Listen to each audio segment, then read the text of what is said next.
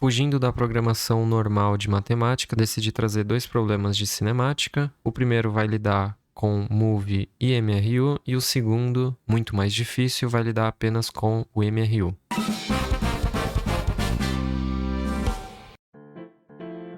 Olá, vamos resolver dois exercícios de cinemática. O primeiro deles é do ITA, de 1983. Ele diz a você que um móvel parte da origem do eixo X com velocidade igual a 3 metros por segundo. No instante t igual a 6, o móvel sofre uma aceleração de menos 4 metros por segundo ao quadrado. E ele pede para você determinar a equação horária a partir do instante t igual a 6. Na primeira parte do movimento você vai ter um MRU. Então você vai precisar utilizar a fórmula x0 mais vt. E para o valor de t igual a 6, basta você substituir a velocidade e o tempo, ou seja, a posição dele no momento em que ele sofre uma desaceleração é de 18 metros. Em seguida você vai utilizar a fórmula do sorvetão. Mas aqui você deve tomar o seguinte cuidado. Essa fórmula admite um tempo inicial igual a 0. Só que para esse cenário, o movimento acelerado não inicia a partir do instante nulo. Então você vai precisar fazer uma modificação nessa fórmula. Então eu estou calculando a posição do móvel a partir de 6 segundos. Nós descobrimos que a posição inicial dele vai ser 18, a velocidade inicial vai ser 3, porém, o tempo acaba sendo então t menos 6, justamente porque você provocou um deslocamento horizontal para a direita no gráfico azul. E você finaliza com menos 4 sobre 2 vai dar 2, t menos 6 ao quadrado. E agora basta você finalizar as operações. Menos 2t ao quadrado, mais 27t, menos 72 é a sua resposta que está contida na alternativa D. Nós podemos ainda lançar mão do gráfico referente a essas duas situações. No eixo Y você teria a posição e no eixo X o tempo. O movimento do móvel é retilíneo até os 6 segundos e a partir desse instante ele desenvolve um movimento acelerado que é dado por uma parábola. Vamos calcular quanto que vale o x do vértice dessa parábola. Então vai ser menos b sobre 2a e o x do vértice vai valer 27 sobre 4. Esse número claramente é maior que 6. E para o esboço, mostrei o 27 sobre 4 ali para a abscissa do vértice. E para a ordenada, bastaria você fazer a substituição. Fazendo o cálculo para o y do vértice, você teria 27 ao quadrado sobre 8, menos 72. De modo então que finalizamos com 729 menos 576 sobre 8, ou seja, 153 sobre 8. Embora a questão não tenha pedido a você o esboço do gráfico, é sempre interessante você visualizar para além das equações, e isso é possível se você imaginar o esboço do gráfico.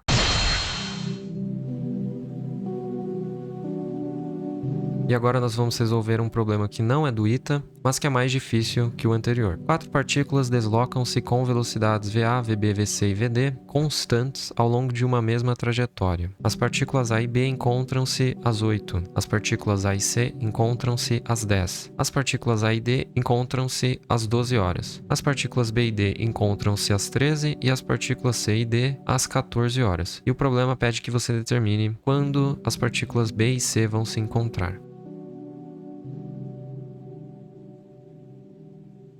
Um possível desenho para a situação descrita pelo enunciado é esse aqui, em que você tem as 4 partículas e eu fiz a sobreposição de cada uma das trajetórias serem desagrupadas. Não são 4 trajetórias, eu apenas as desagrupei para que nós pudéssemos entender o encontro de cada uma dessas partículas de forma individual, mas entenda essas 4 trajetórias em linha branca como se fosse uma em que os objetos estivessem alinhados no mesmo percurso.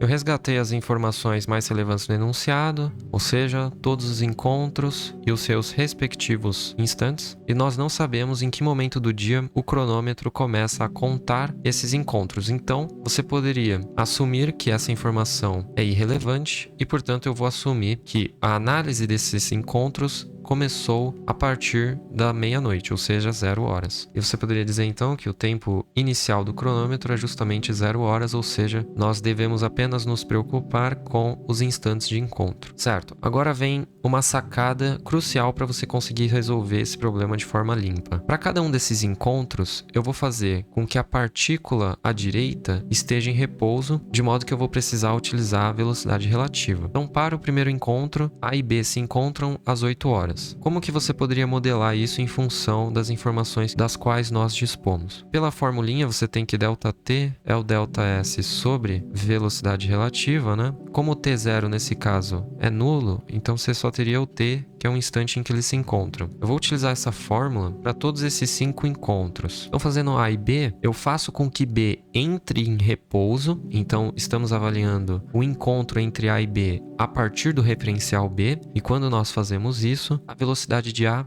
não é mais VA, ela passa a ser VA menos VB, admitindo que todos os móveis estão se deslocando no mesmo sentido, que é o que o enunciado nos conta. O encontro deles é 8, a distância relativa vai ser x1 e você vai ter um VA menos VB. Da mesma forma, o encontro entre A e C, ele ocorre às 10 horas, a distância relativa é x2 e a velocidade relativa é VA menos VC. O próximo encontro ocorre às 12, entre A e D, a distância relativa é x3, VA menos VD. O próximo encontro ocorre às 13, a distância relativa entre B e D vai ser x3 menos x1, dividido por VB menos VD. E você percebe que a distância é aquele segmento vermelho. E o último encontro vai se dar entre C e D, e a distância relativa entre eles é x3 menos x2. E tal encontro ocorre às 14. Dessa vez vai ser VC menos VD, certo? E agora o que eu vou fazer é isolar x1, x2 e x3 para ver em quais sistemas nós vamos cair. Essencialmente o que eu estou fazendo é simplesmente passar o denominador para o lado esquerdo da igualdade.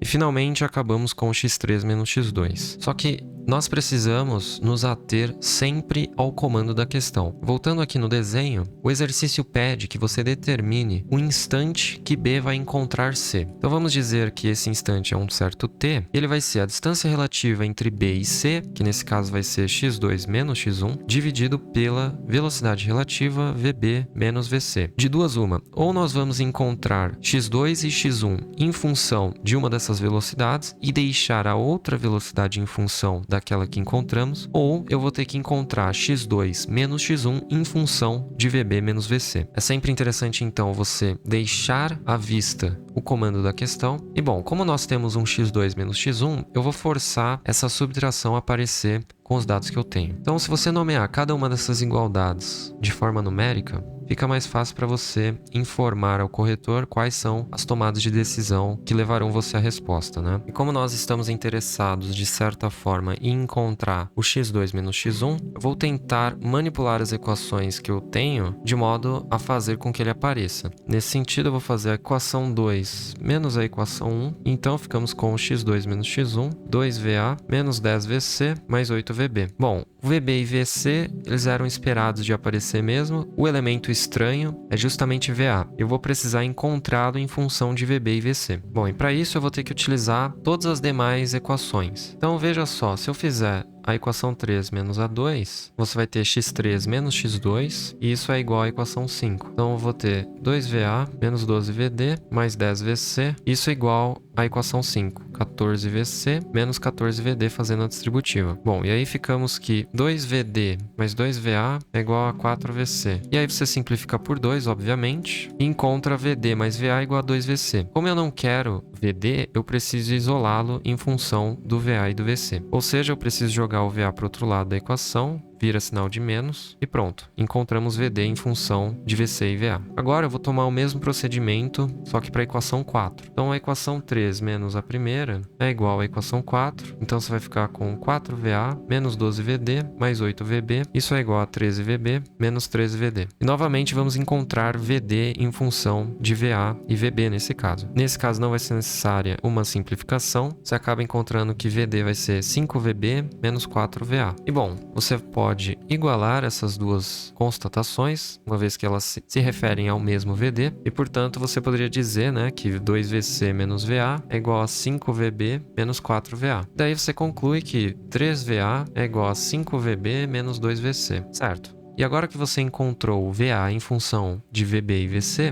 basta substituir lá na equação do retângulo azul e ver no que dá. Nós queremos desde um princípio encontrar T, que nada mais é que x2 menos x1 dividido por VB menos VC. E bom, vamos calcular separadamente x2 menos x1, agora que sabemos quanto que vale A. Bom, você vai ficar com 2/3, que multiplica 5VB menos 2VC, menos 10VC, mais 8VB. Eu vou precisar colocar 1/3 em evidência e fazer as distributivas correspondentes. Você vai ter 2 vezes 5VB e 2 vezes menos 2VC. Então, você vai ter 10VB menos 4VC. E fazendo MMC, você vai ter novos termos iguais a menos 30VC e 24VB. Daí você faz a álgebra básica aqui e você vê que vai ficar 34VB menos 34VC, né? Você vai ter 10 mais 24 e menos 30 menos 4. E olha só, você consegue colocar o fator VB menos VC de forma isolada, né? Então você vai ter 34 sobre 3 VB menos VC. E para nossa surpresa, não era necessário encontrar cada uma dessas velocidades, justamente porque x2 menos x1 pode ser expresso em função da diferença de velocidades entre B e C. Aí você cancela o VB menos VC e o seu T acaba sendo 34 sobre 3 horas. Você pode reescrever isso como 11